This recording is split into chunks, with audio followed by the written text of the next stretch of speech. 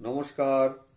শিব ও শক্তি astro চ্যানেলে সকলকে স্বাগত জানাই। আশা করি সকলে আপনারা ভালো আছেন, ভালো থাকুন, সুস্থ থাকুন, নতুন বছর ভালোভাবে কাটান। যাই হোক, আজকে আলোচনা করব কন্যা রাশি সম্পর্কে। দেখুন, কন্যা রাশি কিন্তু যথেষ্ট ম্যাচিওর একটি রাশি।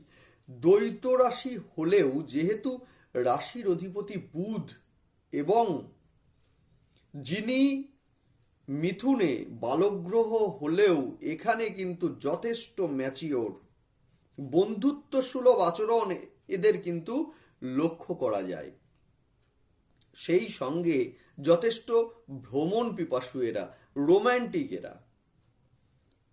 সেই সঙ্গে পৃথ্বী রাশি হওয়ার কারণে এদের কিন্তু পার্থিব সুখ ভোগের একটা চাহিদা এটা কিন্তু থাকেই, বা পার্থিব সুখ সেইটার একটা চাহিদা এদের মধ্যে থাকে। এরা যথেষ্ট ভ্রমণ পিপাসুও হয়ে থাকেন যদি বুধ ভালো অবস্থায় থাকে। তো গুছিয়ে কথা বলতে পারেন এরা, মানুষকে কনভিন্স করতে পারেন এরা। যাই হোক, বর্তমানের নতুন বছর কেমন কাটবে, যে ট্রানজিট আছে সেইটাই হচ্ছে বর্তমানে রাশির ওপরে অবস্থান করছে কেতুদেব, ষষ্ঠে অবস্থান করছেন শনিদেব, সপ্তমে অবস্থান করছেন রাহুদেব এবং অষ্টমে অবস্থান করছেন বৃহস্পতিদেব। সুতরাং বছরটি কেমন যাবে, ভিডিও শুরু করার আগে অবশ্যই সকলকে অনুরোধ করব, সাবস্ক্রাইব করবেন আপনারা, চ্যানেলটির সঙ্গে থাকুন, ভিডিওটি শেষ পর্যন্ত দেখুন, যেহেতু প্রতিকার আলোচনা করবই আমি অবশ্যই। যাই হোক, লগ্নে যেহেতু কেতুদেব অবস্থান করছেন, সুতরাং নতুন বছর কিন্তু অহেতুক বেশ কিছু চাপ দিয়ে শুরু হবে। বছরটি অহেতুক বেশ কিছু চাপ সেটা কিন্তু বছরে থাকবে। যদিও নতুন বছরে তীর্থযাত্রার কিছু সম্ভাবনা বা তীর্থস্থানে ভ্রমণের কিছু সম্ভাবনা এটা কিন্তু থাকছেই। সমসপ্তমে রাহুদেবের অবস্থান নিঃসন্দেহে যাদের জন্মছকে রাহুদেব ভালো ভালো অবস্থায় আছে তাদের ক্ষেত্রে কিন্তু ব্যবসায়িক দিক অত্যন্ত শুভ। বিশেষ করে ইলেকট্রনিক্স বা ইলেকট্রিক্যাল বা কম্পিউটার বা অনলাইন পরিষেবার সঙ্গে যারা যুক্ত তাদের ক্ষেত্রে কিন্তু ভীষণ শুভ বছরটি। এই বছর কিন্তু বহুদিনের আটকে থাকা অর্থ যাদের আছে তাদের কিন্তু এই বছরে আসবে। সেই সঙ্গেই হঠাৎ করে ব্যবসার ক্ষেত্রে বড় ডিল অথবা ভালো অফার পাওয়ার সম্ভাবনা কিন্তু আছে। ব্যবসার জন্য যারা বাইরে যাবেন ভাবছেন, আটকে যাচ্ছে, তাদের ক্ষেত্রে কিন্তু বছরটি নিঃসন্দেহে শুভ। নতুন বছর অত্যন্ত শুভ। সেই সঙ্গে বৃহস্পতির দৃষ্টি আপনাদের দ্বিতীয় স্থানে, অর্থাৎ আর্থিক দিকটা কিন্তু ভীষণভাবে মজবুত হলো। যাদের ন্যাটাল চার্টে রাহুদেব কিন্তু ভালো অবস্থায় নেই বা খুব ভালো অবস্থায় নেই, এদের ক্ষেত্রে কিন্তু রিস্ক নেওয়ার আগে অফার আসবেই, কিন্তু রিস্ক নেওয়ার আগে একটু ভেবে দেখুন বা ভেবে চিনতে রিস্ক নিন। স্বামী স্ত্রীর মধ্যে মতবিরোধ কিন্তু এই সময়ে হওয়ার সম্ভাবনা আছে, এবং স্বামীর ক্ষেত্রে স্ত্রীর এবং স্ত্রীর ক্ষেত্রে স্বামীর কিন্তু পুরনো রোগের আবার নতুন করে প্রাদুর্ভাব হওয়ার সম্ভাবনা আছে। অর্থাৎ পুরনো কোনো রোগ সেইটা নতুন করে দেখা দিতে পারে। বৃহস্পতির অষ্টম স্থানে অবস্থান এটা কিন্তু পেট বা লিভারের সমস্যা এটা কিন্তু হওয়ার একটা সম্ভাবনা আছে।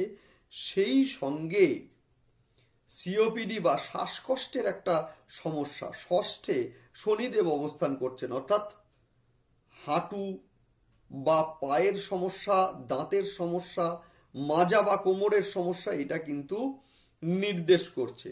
সেই সঙ্গে বৃহস্পতি ফোর্থ হাউসের অধিপতি আপনাদের, যেহেতু ফোর্থ হাউসের অধিপতি, সেই কারণেই বলবো, যেহেতু ফোর্থ হাউসের অধিপতি অষ্টম স্থানে যাচ্ছে, বা অষ্টম স্থানে গিয়েছে।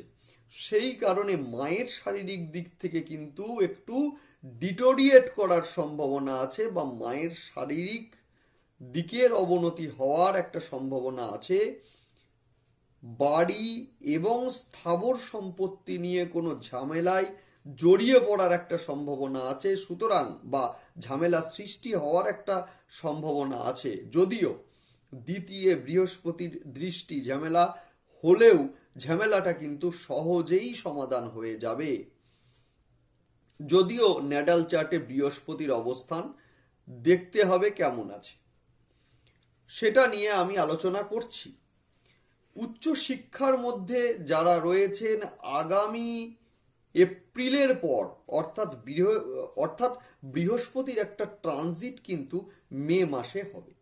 সুতরাং বৃহস্পতির ট্রানজিট অত্যন্ত শুভ হবে আপনাদের জন্য, অত্যন্ত শুভ। দেখতে থাকুন, আপনারা চ্যানেলটিকে সাবস্ক্রাইব করে নিন। এই জন্যই কি, যখন বৃহস্পতির ট্রানজিটটা হবে সেই সময় কিন্তু, অর্থাৎ বৃহস্পতি অষ্টম থেকে নবমে যাচ্ছেন, অর্থাৎ আপনাদের ভাগ্যের ঘরে যাচ্ছেন। সুতরাং ভীষণ ভীষণ শুভ হবে। কোন কোন দিক দিয়ে শুভ হবে জানবেন আপনারা। আবার আমি আসবো এপ্রিল মাসে জানাতে আপনাদের। অবশ্যই আপনারা সাবস্ক্রাইব করে রাখবেন চ্যানেলটি, যে কারণে ভিডিওটি আপনাদের কাছে যেন অবশ্যই সেই সময়ে পৌঁছে যায়। যাই হোক, সেই সঙ্গে শিক্ষার ক্ষেত্রে যথেষ্ট ভালো।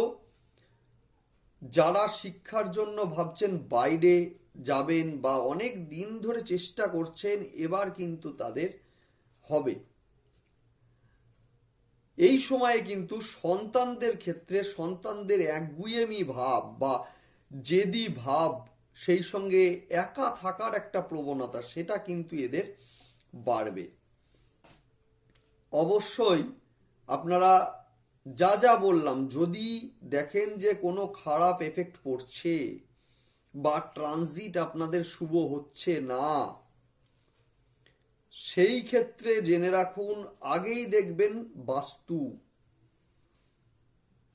বাস্তু কি না, বাস্তু আপনাদের ফোর্থ হাউসের অধিপতি বৃহস্পতি। সুতরাং বৃহস্পতি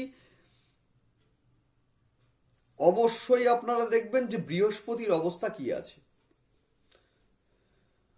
আপনারা বাড়ির অন্ততপক্ষে ঈশান কোণটাকে দেখুন। ঈশান কোণ মানে উত্তর পূর্ব কোণ।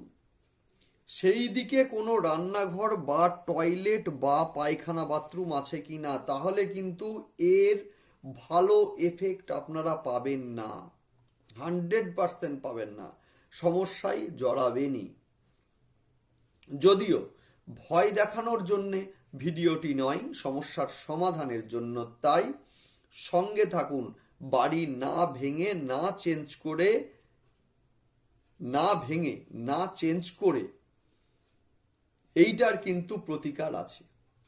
অবশ্যই নেক্সট ভিডিওতে আনছি আমি প্রতিকার, যেহেতু আজকে অনেকটা হয়ে যাচ্ছে ভিডিও, সেই জন্যেই নেক্সট আমি ভিডিওতে নিয়ে আসছি। আপনারা না ভেঙে না কিছু করে বাস্তুর প্রতিকার করবেন ভীষণ সহজে, বাড়িতে বসে, কারোর কাছে যাওয়ার দরকার নেই, বাড়িতে বসে আপনারা প্রতিকার করবেন।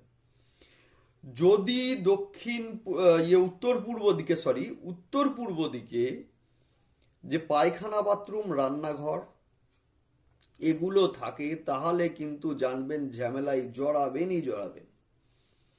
সুতরাং এই বিষয়টা আগে রেকটিফাই করার দরকার আছে, 1 নম্বর। দ্বিতীয় কথা হচ্ছে, সেই সঙ্গে সপ্তমে ব্যবসার সঙ্গে যারা